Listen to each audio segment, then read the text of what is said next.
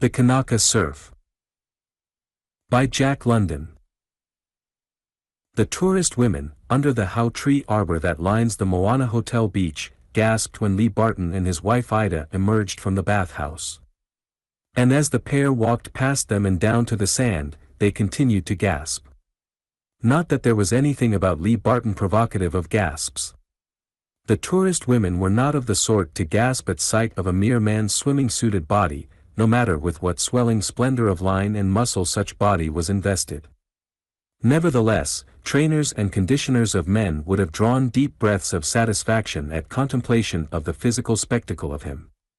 But they would not have gasped in the way the women did, whose gasps were indicative of moral shock. Ida Barton was the cause of their perturbation and disapproval. They disapproved, seriously so, at the first instant's glimpse of her. They thought such ardent self-deceivers were they that they were shocked by her swimming suit. But Freud has pointed out how persons, where sex is involved, are prone sincerely to substitute one thing for another thing, and to agonize over the substituted thing as strenuously as if it were the real thing.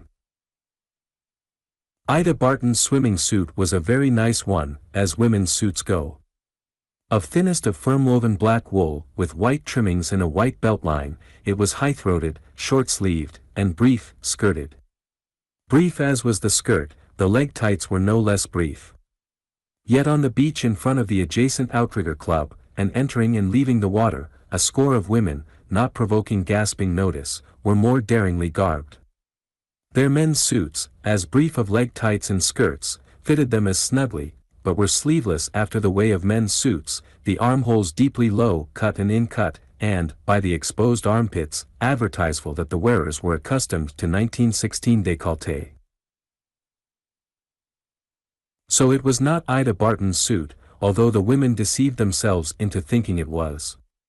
It was, first of all, say her legs, or, first of all, say the totality of her, the sweet and brilliant jewel of her femininity bursting upon them.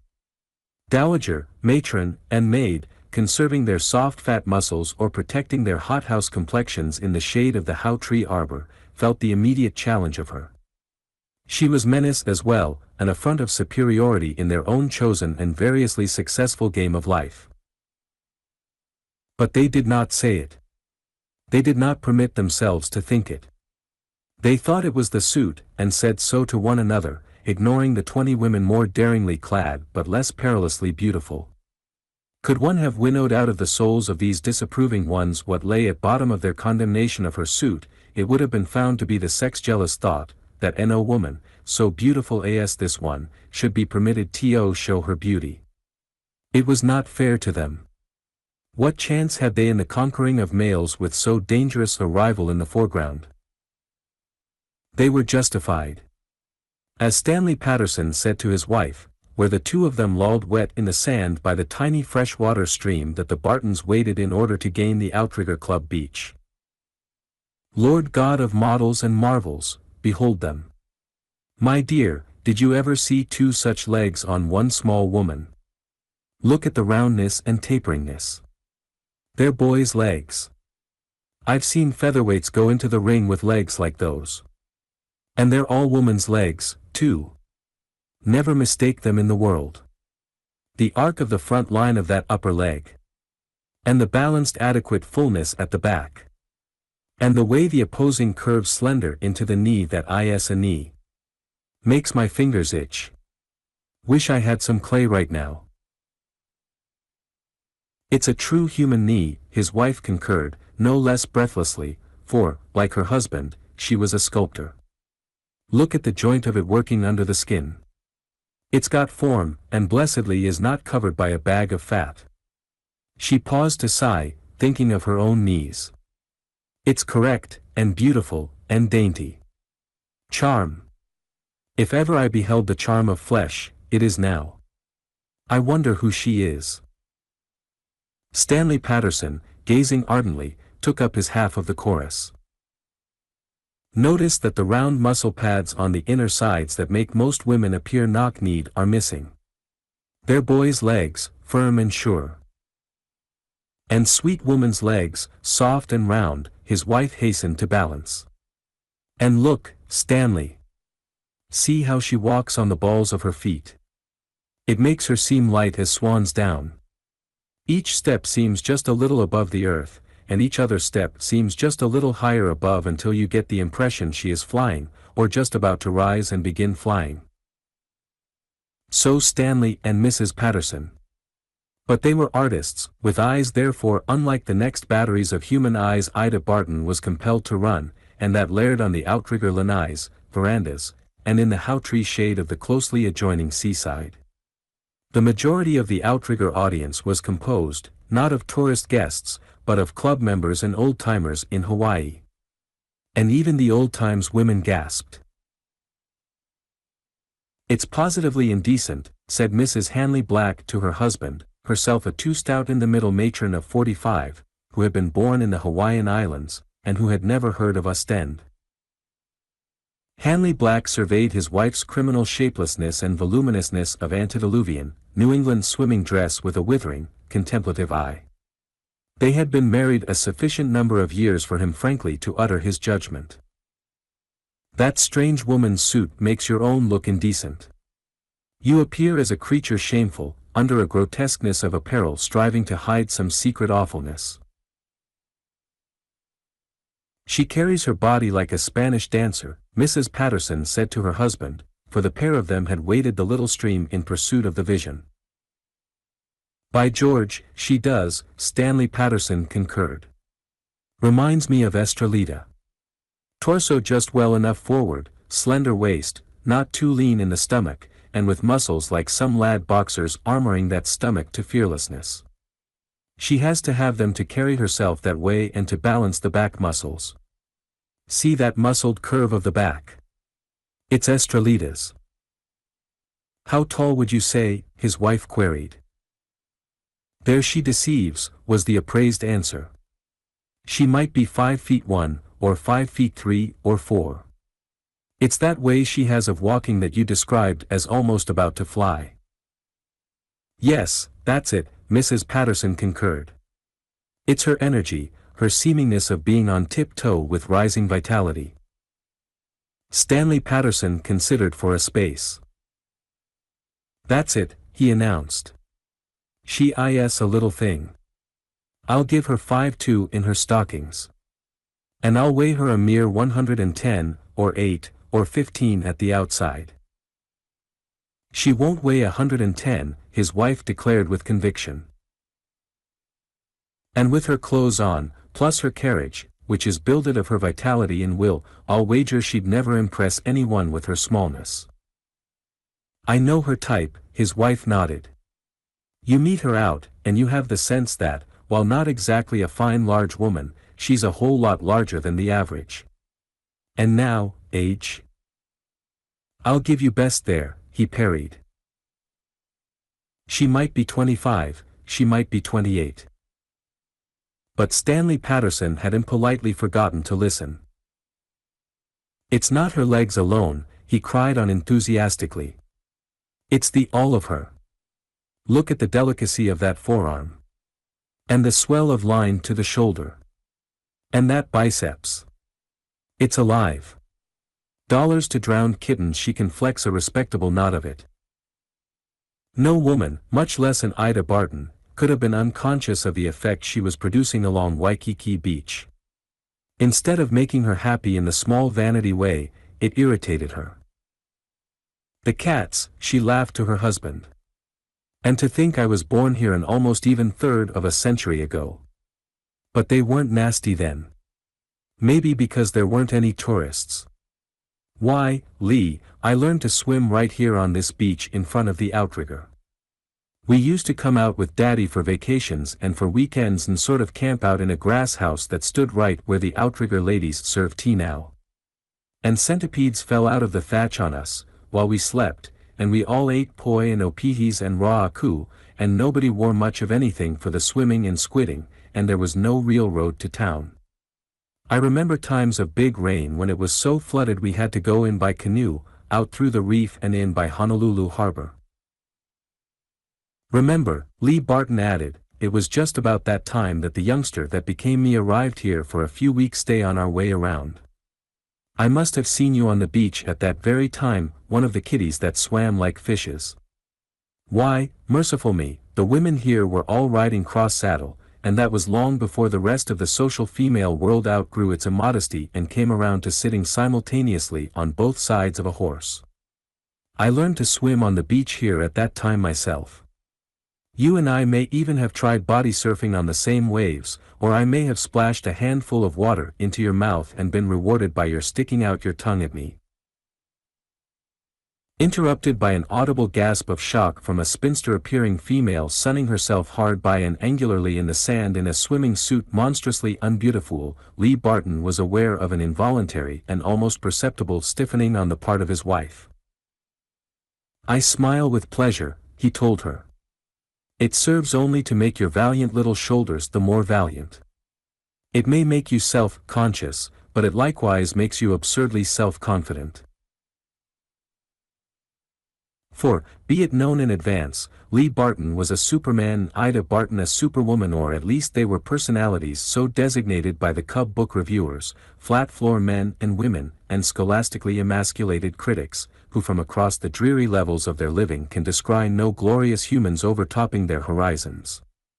These dreary folk, echoes of the dead past and importunate and self-elected pallbearers for the present and future, proxy livers of life and vicarious sensualists that they are in a unique sort of way, insist, since their own selves, environments, and narrow agitations of the quick are mediocre and commonplace, that no man or woman can rise above the mediocre and commonplace.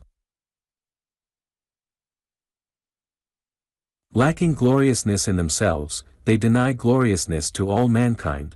Too cowardly for whimsy and derring-do, they assert whimsy and derring-do ceased at the very latest no later than the Middle Ages, flickering little tapers themselves, their feeble eyes are dazzled to unseeingness of the flaming conflagrations of other souls that illumine their skies. Possessing power in no greater quantity than is the just due of pygmies, they cannot conceive of power greater in others than in themselves. In those days there were giants, but, as their moldy books tell them, the giants are long since past, and only the bones of them remain. Never having seen the mountains, there are no mountains. In the mud of their complacently perpetuated barnyard pond, they assert that no bright-browed, bright-apparelled shining figures can be outside of fairy books, old histories, and ancient superstitions. Never having seen the stars, they deny the stars. Never having glimpsed the shining ways nor the mortals that tread them, they deny the existence of the shining ways as well as the existence of the high bright mortals who adventure along the shining ways. The narrow pupils of their eyes the center of the universe, they image the universe in terms of themselves, of their meager personalities make pitiful yardsticks with which to measure the high bright souls, saying, thus long are all souls, and no longer, it is impossible that there should exist greater statured souls than we are, and our gods know that we are great of stature.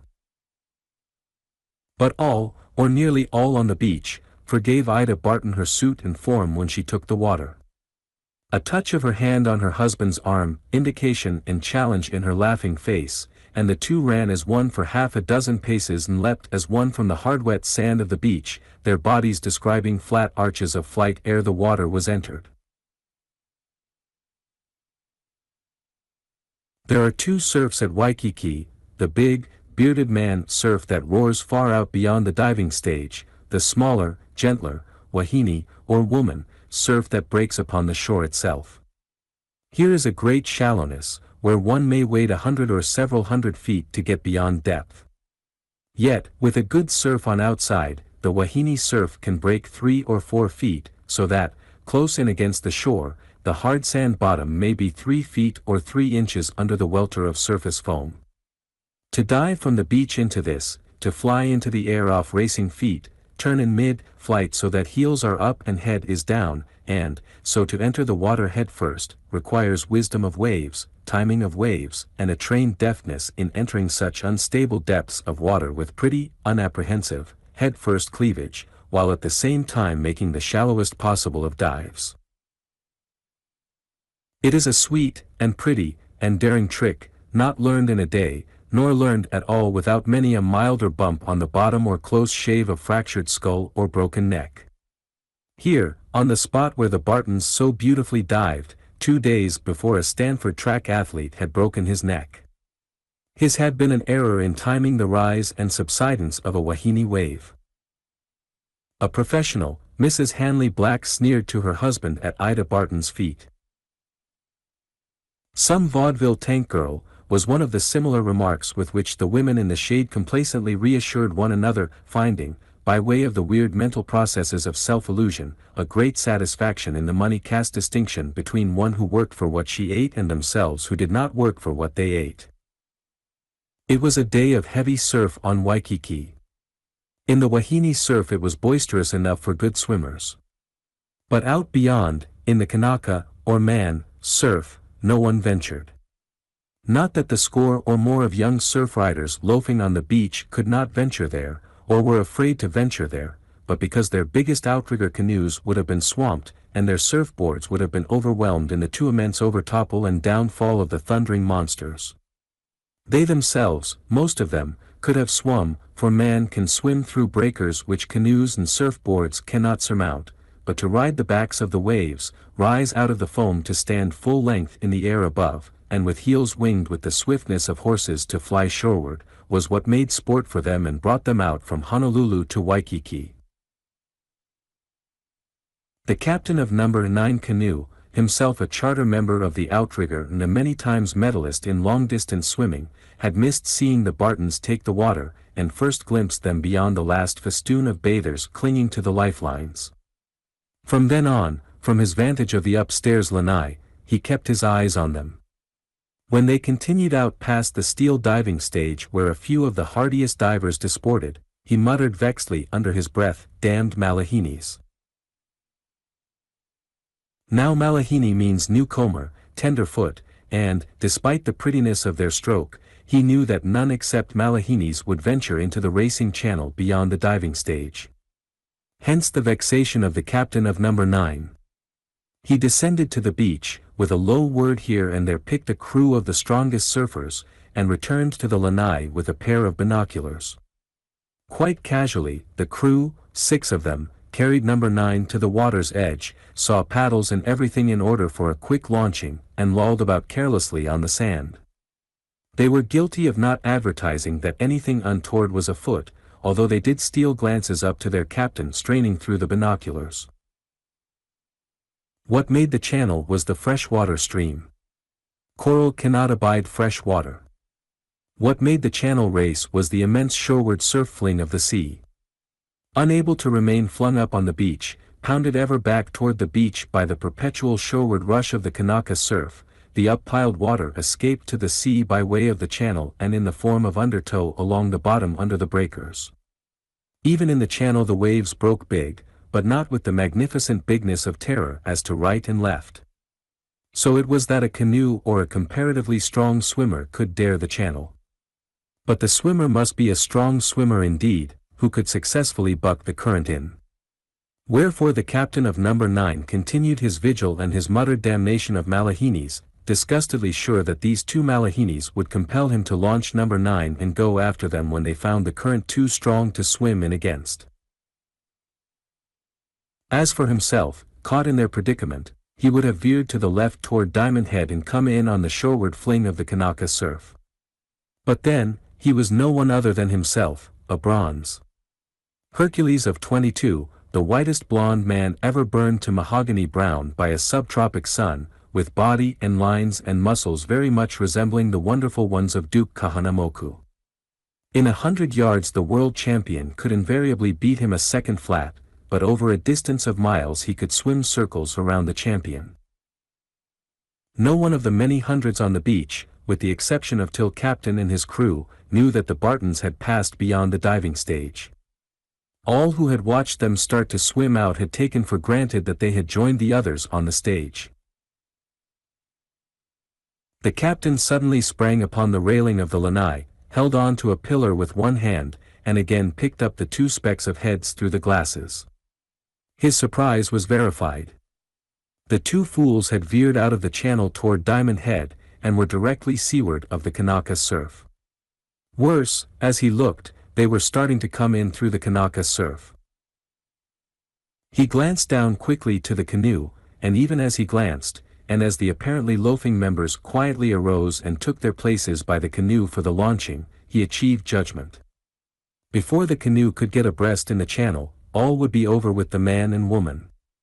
And, granted that it could get abreast of them, the moment it ventured into the Kanaka Surf it would be swamped, and a sorry chance would the strongest swimmer of them have of rescuing a person pounding to pulp on the bottom under the smashes of the great bearded ones.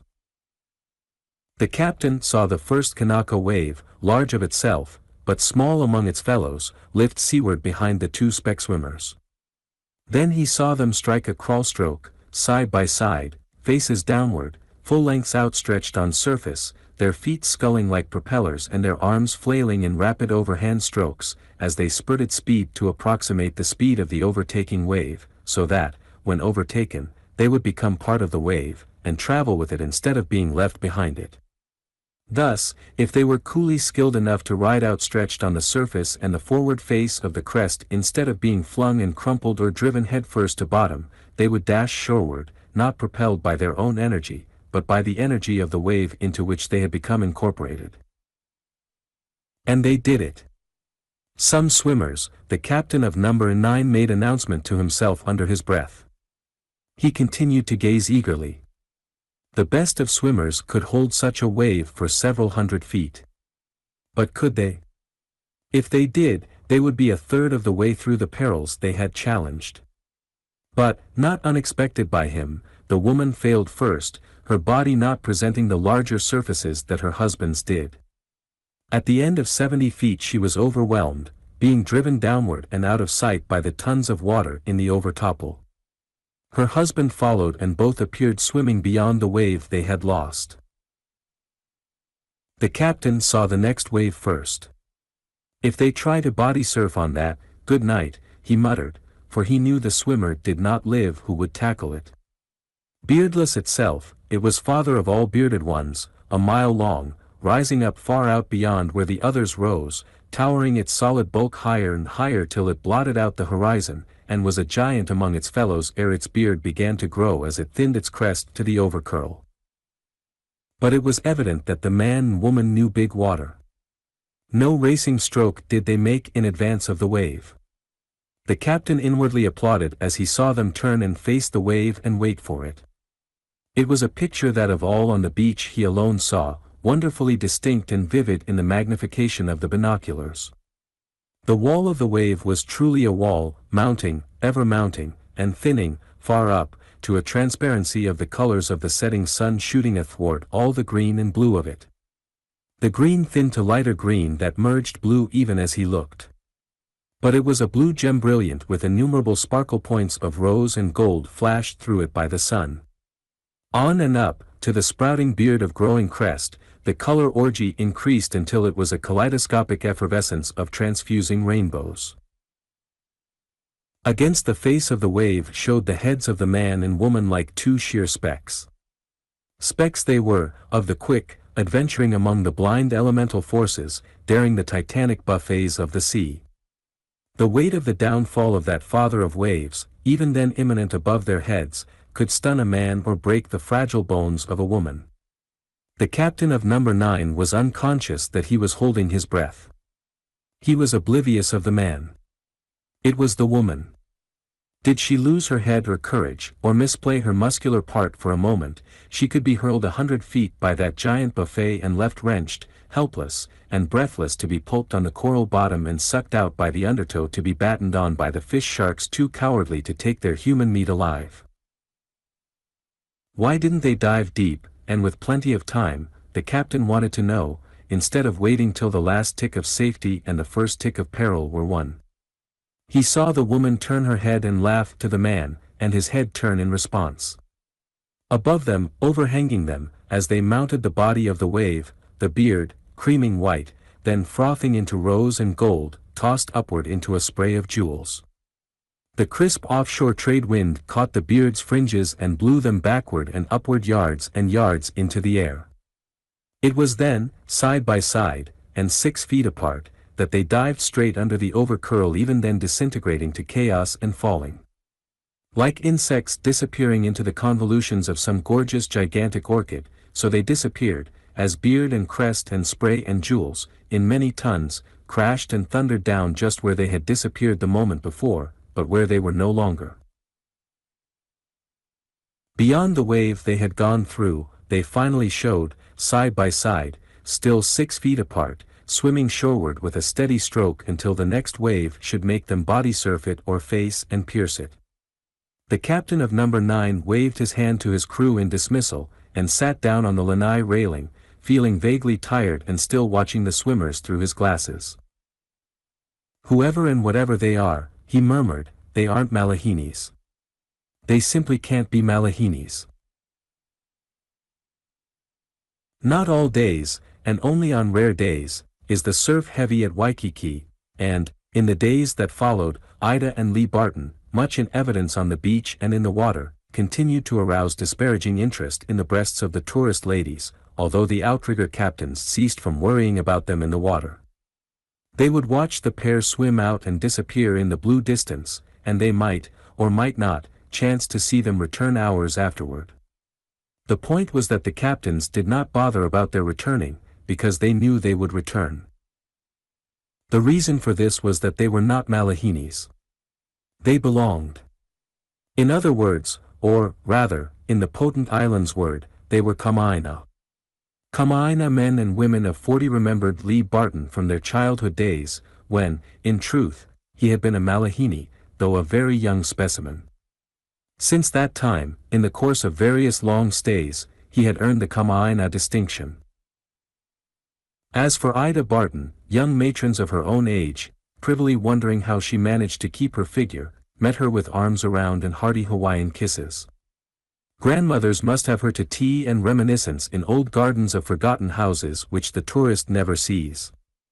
Less than a week after her arrival, the aged Queen Liliuokalani must send for her and chide her for neglect. And old men, on cool and balmy lanais, toothlessly maundered to her about Grandpa Captain Wilton, of before their time, but whose wild and lusty deeds and pranks, told them by their fathers, they remembered with gusto Grandpa Captain Wilton, or David Wilton, or All Hands, as the Hawaiians of that remote day had affectionately renamed him. All Hands, ex-Northwest trader, the godless, beach-combing, clipper-shipless and shipwrecked skipper who had stood on the beach at Kailua and welcomed the very first of missionaries, off the brig Thaddeus, in the year 1820, and who, not many years later, made a scandalous runaway marriage with one of their daughters, quieted down and served the Kamehamehas long and conservatively as Minister of the Treasury and Chief of the Customs, and acted as intercessor and mediator between the missionaries on one side and the beach-combing crowd, the trading crowd, and the Hawaiian chiefs on the variously shifting other side. Nor was Lee Barton neglected. In the midst of the dinners and lunches, the luau's, Hawaiian feasts, and poi suppers, and swims and dances in aloha, love, to both of them, his time and inclination were claimed by the crowd of lively youngsters of old Kohala days who had come to know that they possessed digestions and various other internal functions, and who had settled down to somewhat of sedateness, who roistered less, and who played bridge much, and went to baseball often. Also, similarly oriented, was the old poker crowd of Lee Barton's younger days, which crowd played for more consistent stakes and limits, while it drank mineral water and orange juice and timed the final round of jacks never later than midnight. Appeared, through all the rout of entertainment, Sonny Grandison, Hawaii-born, Hawaii prominent, who, despite his youthful 41 years, had declined the proffered governorship of the territory. Also, he had ducked Ida Barton in the surf at Waikiki a quarter of a century before, and, still earlier, vacationing on his father's great Lakanai cattle ranch, had hair-raisingly initiated her, and various other tender tots of 5 to 7 years of age, into his boys' band, the Cannibal Headhunters, or the Terrors of Lakanai. Still farther, his Grandpa Grandison and her Grandpa Wilton had been business and political comrades in the old days. Educated at Harvard, he had become for a time a world-wandering scientist and social favorite. After serving in the Philippines, he had accompanied various expeditions through Malaysia, South America, and Africa in the post of official entomologist.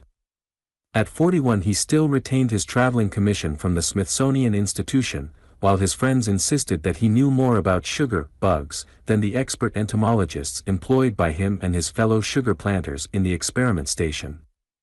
Bulking large at home, he was the best-known representative of Hawaii abroad. It was the axiom among traveled Hawaii folk, that wherever over the world they might mention they were from Hawaii, the invariable first question asked of them was, "And do you know Sonny Grandison?" In brief, he was a wealthy man's son who had made good. His father's million he inherited he had increased to 10 millions, at the same time keeping up his father's benefactions and endowments and overshadowing them with his own. But there was still more to him. A 10 years widower, without issue, he was the most eligible and most pathetically sought-after marriageable man in all Hawaii. A clean and strong-featured brunette, tall, slenderly graceful, with the lean runner's stomach, always fit as a fiddle, a distinguished figure in any group, the graying of hair over his temples, in juxtaposition to his young, textured skin and bright vital eyes, made him appear even more distinguished. Despite the social demands upon his time, and despite his many committee meetings, and meetings of boards of directors and political conferences, he yet found time and space to captain the Lakanai polo team to more than occasional victory, and on his own island of Lakanai vied with the Baldwins of Maui in the breeding and importing of polo ponies. Given a markedly strong and vital man and woman, when a second equally markedly strong and vital man enters the scene, the peril of a markedly strong and vital triangle of tragedy becomes imminent. Indeed, such a triangle of tragedy may be described, in the terminology of the flat floor folk, as super and impossible. Perhaps, since within himself originated the desire and the daring, it was Sonny Grandison who first was conscious of the situation, although he had to be quick to anticipate the sensing intuition of a woman like Ida Barton. At any rate, and undebatable, the last of the three to attain awareness was Lee Barton, who promptly laughed away what was impossible to laugh away. His first awareness, he quickly saw, was so belated that half his hosts and hostesses were already aware. Casting back, he realized that for some time any affair to which he and his wife were invited found Sonny Grandison likewise invited. Wherever the two had been, the three had been. To Kahuku or to Haleiwa, to Ahuimanu, or to Kaneohe for the coral gardens, or to Cocoa Head for a picnicking and a swimming, somehow it invariably happened that Ida rode in Sonny's car or that both rode in somebody's car. Dances, luau's, dinners, and outings were all one, the three of them were there. Having become aware, Lee Barton could not fail to register Ida's note of happiness ever rising when in the same company with Sonny Grandison, and her willingness to ride in the same cars with him, to dance with him, or to sit out dances with him. Most convincing of all, was Sonny Grandison himself. 41, strong, experienced, his face could no more conceal what he felt than could be concealed a lad of 20's ordinary lad's love. Despite the control and restraint of 40 years, he could no more mask his soul with his face than could Lee Barton, of equal years, fail to read that soul through so transparent a face. And often, to other women, talking, when the topic of Sonny came up, Lee Barton heard Ida express her fondness for Sonny, or her almost too eloquent appreciation of his polo playing, his work in the world, and his general all-rightness of achievement. About Sonny's state of mind and heart Lee had no doubt. It was patent enough for the world to read. But how about Ida, his own dozen years wife of a glorious love match? He knew that woman, ever the mysterious sex, was capable any time of unguessed mystery. Did her frank comradeliness with Grandison token merely frank comradeliness and childhood contacts continued and recrudesced into adult years? Or did it hide, in woman's subtler and more secretive ways, a beat of heart and return of feeling that might even out-balance what Sonny's face advertised? Lee Barton was not happy. A dozen years of utmost and postnuptial possession of his wife had proved to him, so far as he was concerned, that she was his one woman in the world, and that the woman was unborn, much less unglimpsed, who could for a moment compete with her in his heart, his soul, and his brain. Impossible of existence was the woman who could lure him away from her, much less overbid her in the myriad, continual satisfactions she rendered him. Was this, then, he asked himself, the dreaded contingency of all fond Benedicts, to be her first affair? He tormented himself with the ever-iterant query, and, to the astonishment of the reformed Kohala poker crowd of wise and middle-aged youngsters as well as to the reward of the keen scrutiny of the dinner-giving and dinner-attending women, he began to drink King William instead of orange juice, to bully up the poker limit, to drive of nights his own car more than rather recklessly over the Polly and Diamond Head roads, and, ere dinner or lunch or after, to take more than an average man's due of old-fashioned cocktails and Scotch highs. All the years of their marriage she had been ever complaisant toward him in his card-playing. This complaisance, to him, had become habitual. But now that doubt had arisen, it seemed to him that he noted an eagerness in her countenancing of his poker parties. Another point he could not avoid noting was that Sonny Grandison was missed by the poker and bridge crowds. He seemed to be too busy. Now where was Sonny, while he, Lee Barton, was playing? Surely not always at committee and boards of directors meetings. Lee Barton made sure of this. He easily learned that at such times Sonny was more than usually wherever Ida chanced to be, at dances, or dinners, or moonlight swimming parties, or, the very afternoon he had flatly pleaded rush of affairs as an excuse not to join Lee and Langhorne Jones and Jack Holstein in a bridge battle at the Pacific Club. That afternoon he had played bridge at Dora Niles' home with 3 women, one of whom was Ida.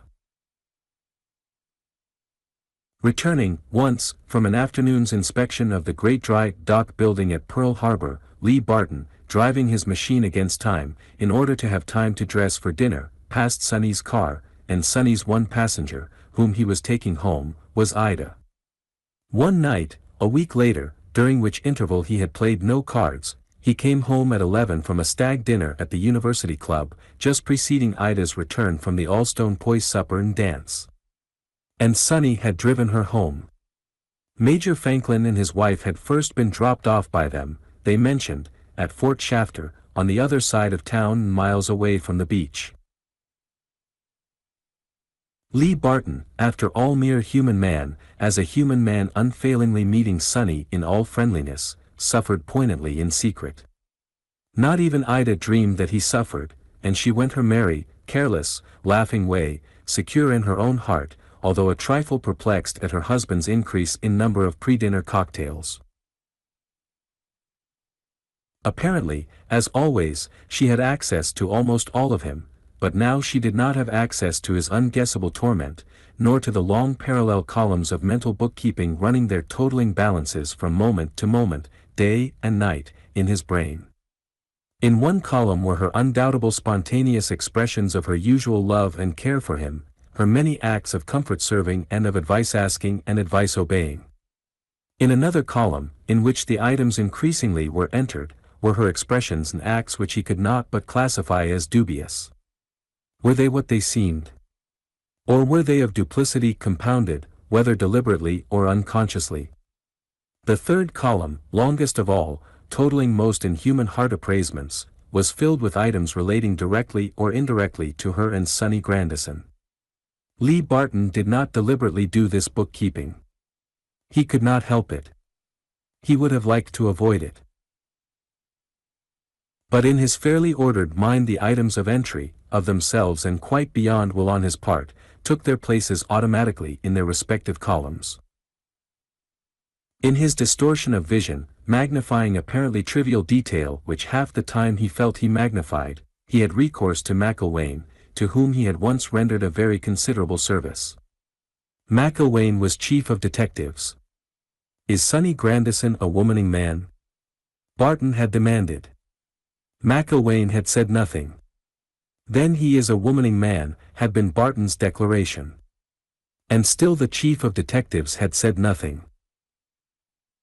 Briefly afterward, ere he destroyed it as so much dynamite, Lee Barton went over the written report. Not bad, not really bad, was the summarization, but not too good after the death of his wife 10 years before. That had been a love match almost notorious in Honolulu society, because of the completeness of infatuation, not only before, but after marriage and up to her tragic death when her horse fell with her 1,000 feet off Nahiku Trail. And not for a long time afterward, McIlwaine stated, had Grandison been guilty of interest in any woman. And whatever it was, it had been unvaryingly decent.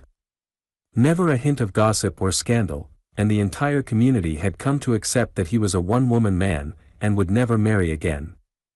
What small affairs McIlwaine had jotted down, he insisted that Sonny Grandison did not dream were known by another person outside the principals themselves. Barton glanced hurriedly, almost shamedly, at the several names and incidents, and knew surprise ere he committed the document to the flames. At any rate, Sonny had been most discreet. As he stared at the ashes, Barton pondered how much of his own younger life, from his bachelor days, resided in old McIlwaine's keeping. Next, Barton found himself blushing, to himself, at himself.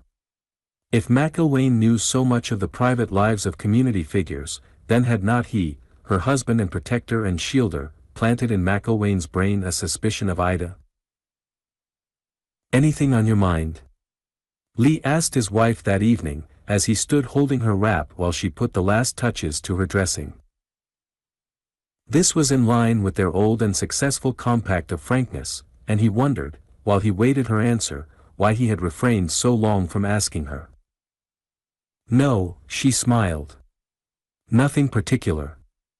Afterwards, perhaps."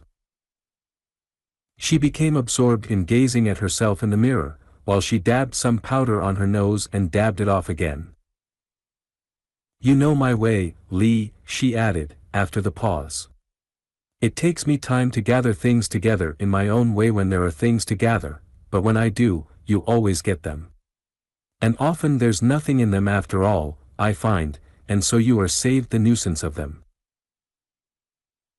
She held out her arms for him to place the wrap about her valiant little arms that were so wise and steel-like in battling with the breakers, and that yet were such just mere woman's arms, round and warm and white, delicious as a woman's arms should be, with the canny muscles, masking under soft roundness of contour and fine smooth skin, capable of being flexed at will by the will of her. He pondered her, with a grievous hurt and yearning of appreciation. So delicate she seemed, so porcelain fragile that a strong man could snap her in the crook of his arm. "We must hurry," she cried, as he lingered in the adjustment of the flimsy wrap over her flimsy prettiness of gown. "We'll be late. And if it showers up Nuuanu, putting the curtains up will make us miss the second dance." He made a note to observe with whom she danced that second dance, as she preceded him across the room to the door, while at the same time he pleasured his eye in what he had so often named to himself as the spirit-proud flesh-proud walk of her. "You don't feel I'm neglecting you in my too much poker?" he tried again, by indirection. "Mercy, no. You know I just love you to have your card orgies. They're tonic for you. And you're so much nicer about them, so much more middle-aged. Why, it's almost years since you sat up later than one." It did not shower up Nuuanu, and every overhead star was out in a clear trade-wind sky. In time at the Inch Keeps for the second dance, Lee Barton observed that his wife danced it with Grandison, which, of itself, was nothing unusual, but which became immediately a registered item in Barton's mental books. An hour later, depressed and restless, declining to make one of a bridge foursome in the library and escaping from a few young matrons, he strolled out into the generous grounds. Across the lawn, at the far edge, he came upon the hedge of night-blooming cereus. To each flower, opening after dark and fading, wilting, perishing with the dawn, this was its one night of life. The great, cream-white blooms, a foot in diameter and more, lily-like and wax-like, white beacons of attraction in the dark, penetrating and seducing the night with their perfume, were busy and beautiful with their brief glory of living.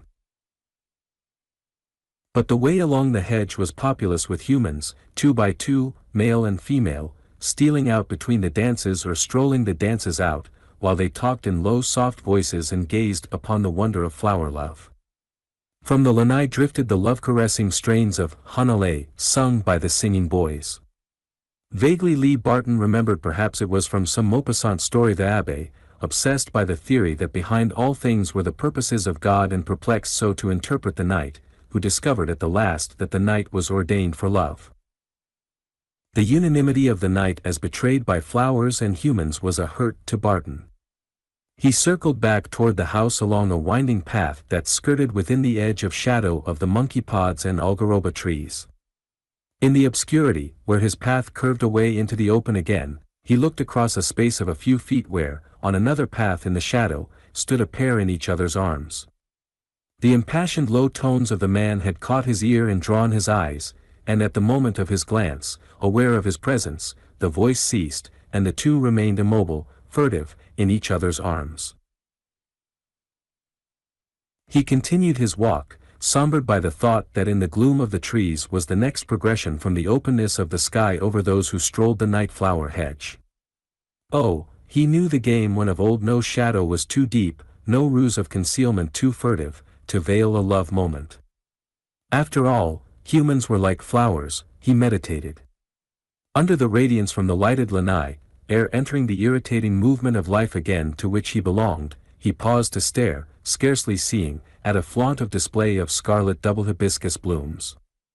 And abruptly all that he was suffering, all that he had just observed, from the night, blooming hedge and the 2x2 love-murmuring humans to the pair like thieves in each other's arms, crystallized into a parable of life enunciated by the day-blooming hibiscus upon which he gazed, now at the end of its day.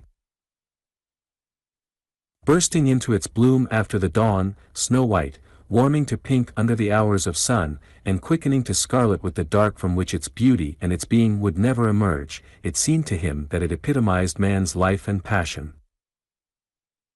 What further connotations he might have drawn he was never to know, for from behind, in the direction of the algarobas and monkey pods, came Ida's unmistakable serene and merry laugh.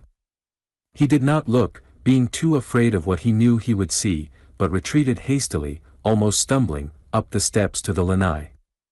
Despite that he knew what he was to see, when he did turn his head and beheld his wife and Sonny, the pair he had seen thieving in the dark, he went suddenly dizzy, and paused, supporting himself with a hand against a pillar, and smiling vacuously at the grouped singing boys who were pulsing the sensuous night into richer sensuousness with their Honi Koa Wiki Wiki refrain. The next moment he had wet his lips with his tongue, controlled his face and flesh, and was bantering with Mrs. Inchkeep. But he could not waste time, or he would have to encounter the pair he could hear coming up the steps behind him. "I feel as if I had just crossed the great thirst," he told his hostess, "and that nothing less than a highball will preserve me." She smiled permission and nodded toward the smoking lanai, where they found him talking sugar politics with the oldsters when the dance began to break up. Quite a party of half a dozen machines were starting for Waikiki, and he found himself billeted to drive the Leslies and Burnstons home, though he did not fail to note that Ida sat in the driver's seat with Sonny in Sonny's car. Thus, she was home ahead of him and brushing her hair when he arrived. The parting of bed-going was usual, on the face of it, although he was almost rigid in his successful effort for casualness as he remembered whose lips had pressed hers last before his. Was, then, woman the utterly unmoral creature as depicted by the German pessimists? He asked himself, as he tossed under his reading lamp, unable to sleep or read. At the end of an hour he was out of bed, and into his medicine case. 5 grains of opium he took straight. An hour later, afraid of his thoughts and the prospect of a sleepless night, he took another grain. At 1-hour intervals he twice repeated the grain dosage. But so slow was the action of the drug that dawn had broken ere his eyes closed. At 7 he was awake again, dry-mouthed, feeling stupid and drowsy, yet incapable of dozing off for more than several minutes at a time. He abandoned the idea of sleep, ate breakfast in bed, and devoted himself to the morning papers and the magazines. But the drug effect held, and he continued briefly to doze through his eating and reading. It was the same when he showered and dressed, and, though the drug had brought him little forgetfulness during the night, he felt grateful for the dreaming lethargy with which it possessed him through the morning. It was when his wife arose, her serene and usual self, and came in to him, smiling and roguish, delectable in her kimono, that the whim madness of the opium in his system seized upon him. When she had clearly and simply shown that she had nothing to tell him under their ancient compact of frankness, he began building his opium lie. Asked how he had slept, he replied, "Miserably.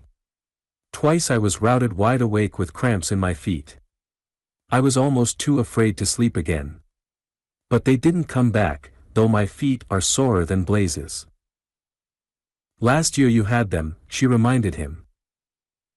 "Maybe it's going to become a seasonal affliction," he smiled. "They're not serious, but they're horrible to wake up to. They won't come again till tonight, if they come at all, but in the meantime I feel as if I had been bastinadoed." In the afternoon of the same day, Lee and Ida Barton made their shallow dive from the outrigger beach, and went on, at a steady stroke, past the diving stage to the big water beyond the Kanaka Surf. So quiet was the sea that when, after a couple of hours, they turned and lazily started shoreward through the Kanaka Surf, they had it all to themselves. The breakers were not large enough to be exciting, and the last languid surfboarders and canoeists had gone in to shore. Suddenly, Lee turned over on his back. "What is it?" Ida called from 20 feet away. "My foot cramp," he answered calmly, though the words were twisted out through clenched jaws of control. The opium still had its dreamy way with him, and he was without excitement.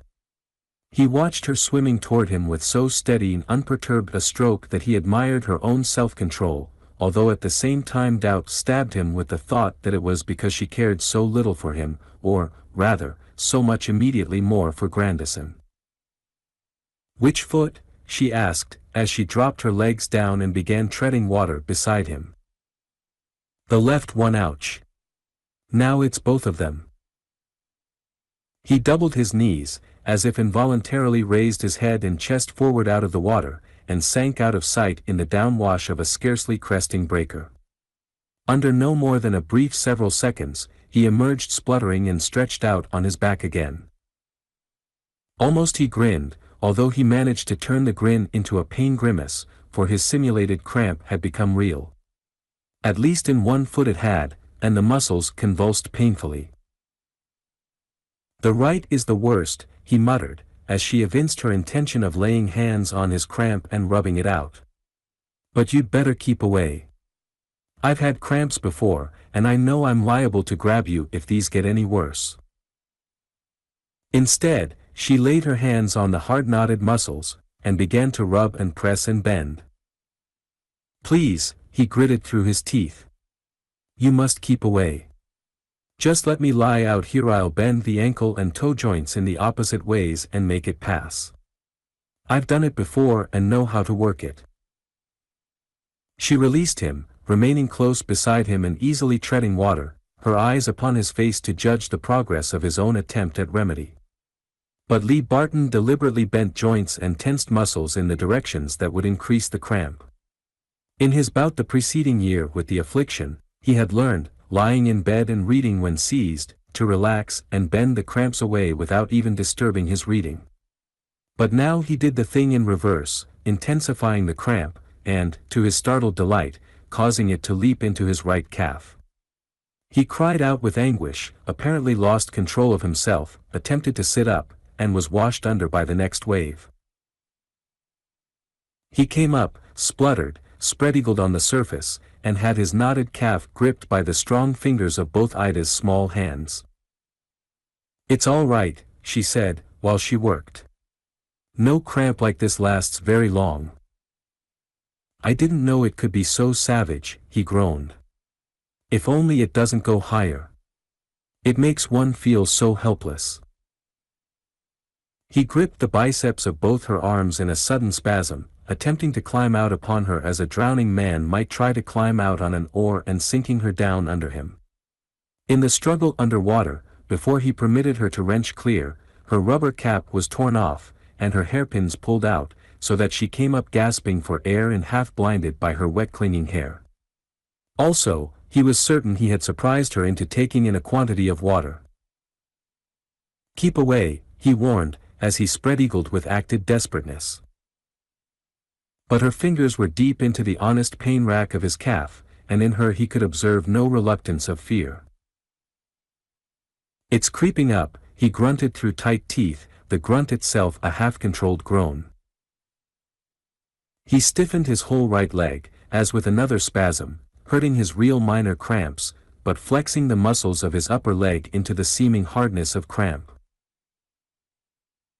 The opium still worked in his brain, so that he could play act cruelly, while at the same time he appraised and appreciated her stress of control and will that showed in her drawn face, and the terror of death in her eyes, with beyond it and behind it, in her eyes and through her eyes, the something more of the spirit of courage, and higher thought, and resolution.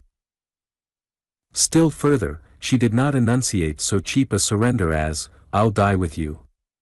Instead, provoking his admiration, she did say, quietly, "Relax. Sink until only your lips are out. I'll support your head. There must be a limit to cramp. No man ever died of cramp on land. Then in the water no strong swimmer should die of cramp. It's bound to reach its worst and pass. We're both strong swimmers and cool-headed." He distorted his face and deliberately dragged her under. But when they emerged, still beside him, supporting his head as she continued to tread water, she was saying, "Relax. Take it easy. I'll hold your head up. Endure it. Live through it. Don't fight it. Make yourself slack in your mind, and your body will slack. Yield. Remember how you taught me to yield to the undertow." An unusually large breaker for so mild a surf curled overhead, and he climbed out on her again, sinking both of them under as the wave crest overfell and smashed down. "Forgive me," he mumbled through pain-clenched teeth, as they drew in their first air again. "And leave me." He spoke jerkily, with pain-filled pauses between his sentences. "There is no need for both of us to drown. I've got to go.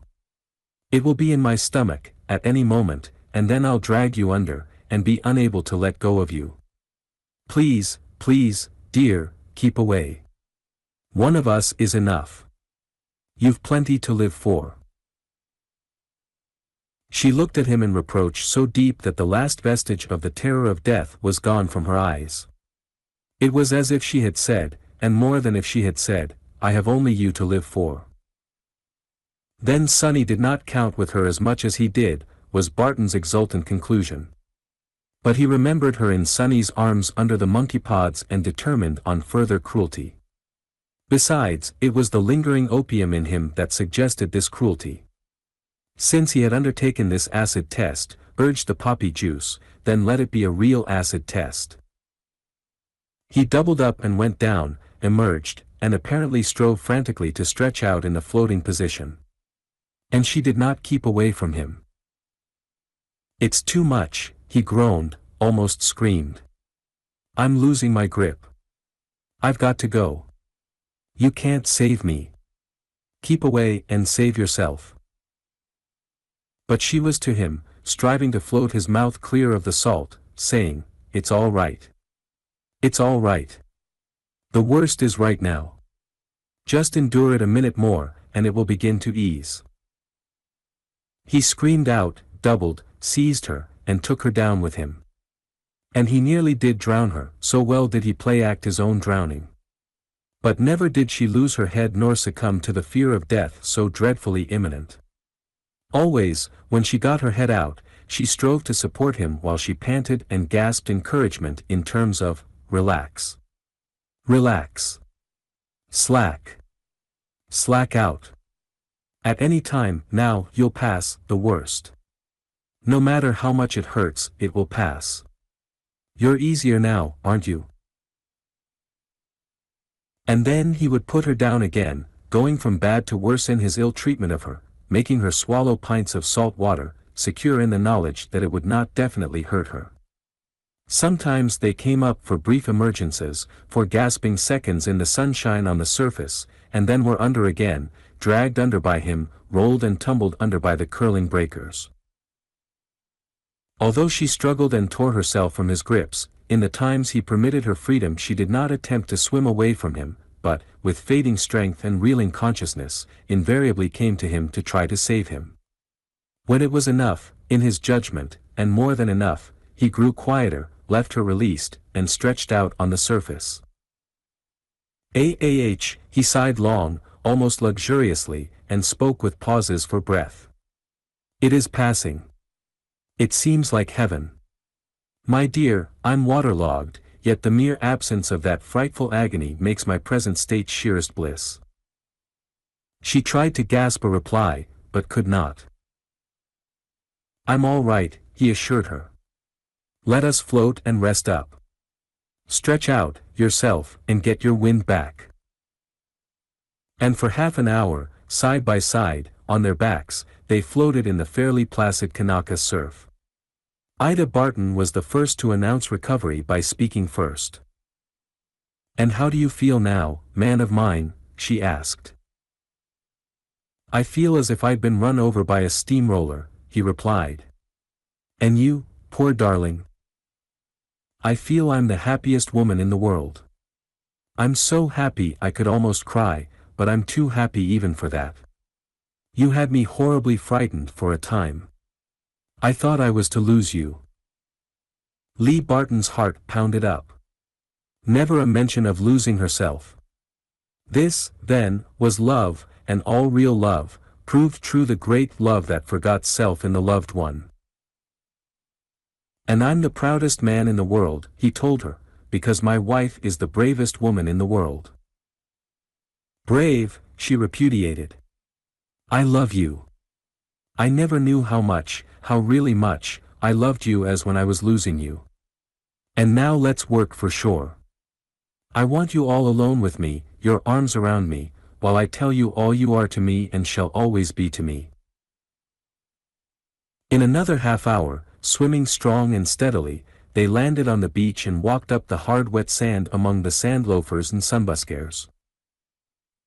What were the two of you doing out there? Queried one of the outrigger captains. Cutting up. Cutting up, Ida Barton answered with a smile. We're the village cut-ups, you know, was Lee Barton's assurance. That evening, the evening's engagement cancelled, found the two, in a big chair, in each other's arms. Sonny sails tomorrow noon, she announced casually and irrelevant to anything in the conversation. He's going out to the Malay coast to inspect what's been done with that lumber and rubber company of his. First I've heard of his leaving us, Lee managed to say, despite his surprise. I was the first to hear of it, she added. He told me only last night. At the dance? She nodded. Rather sudden, wasn't it? Very sudden. Ida withdrew herself from her husband's arms and sat up. And I want to talk to you about Sonny. I've never had a real secret from you before. I didn't intend ever to tell you. But it came to me today, out in the Kanaka Surf, that if we passed out, it would be something left behind us unsaid. She paused, and Lee, half anticipating what was coming, did nothing to help her, save to girdle and press her hand in his. Sonny rather lost his head over me, she faltered. Of course, you must have noticed it. And last night, he wanted me to run away with him. Which isn't my confession at all. Still Lee Barton waited. My confession, she resumed, is that I wasn't the least bit angry with him, only sorrowful and regretful. My confession is that I rather slightly, only rather more than slightly, lost my own head. That was why I was kind and gentle to him last night. I am no fool. I knew it was due. I know, I'm just a feeble female of vanity compounded. I was proud to have such a man swept off his feet by me, by little me. I encouraged him. I have no excuse. Last night would not have happened had I not encouraged him. And I, and not he, was the sinner last night when he asked me. And I told him no, impossible, as you should know why without my repeating it to you. And I was maternal to him, very much maternal. I let him take me in his arms, let myself rest against him, and, for the first time because it was to be the forever last time, let him kiss me and let myself kiss him. You. I know you understand, it was his renunciation. And I didn't love Sonny. I don't love him. I have loved you, and you only, all the time. She waited, and felt her husband's arm pass around her shoulder and under her own arm, and yielded to his drawing down of her to him. You did have me worried more than a bit, he admitted, until I was afraid I was going to lose you. And... He broke off in patent embarrassment, then gripped the idea courageously. Oh, well, you know you're my one woman. Enough said. She fumbled the matchbox from his pocket and struck a match to enable him to light his long-extinct cigar. Well, he said, as the smoke curled about them, knowing you as I know you, and all of you, all I can say is that I'm sorry for Sonny for what he's missed, awfully sorry for him, but equally glad for me. And one other thing, 5 years hence I've something to tell you, something rich, something ridiculously rich, and all about me and the foolishness of me over you. 5 years. Is it a date? I shall keep it if it is 50 years, she sighed, as she nestled closer to him. Glen Ellen, California. August 17, 1916.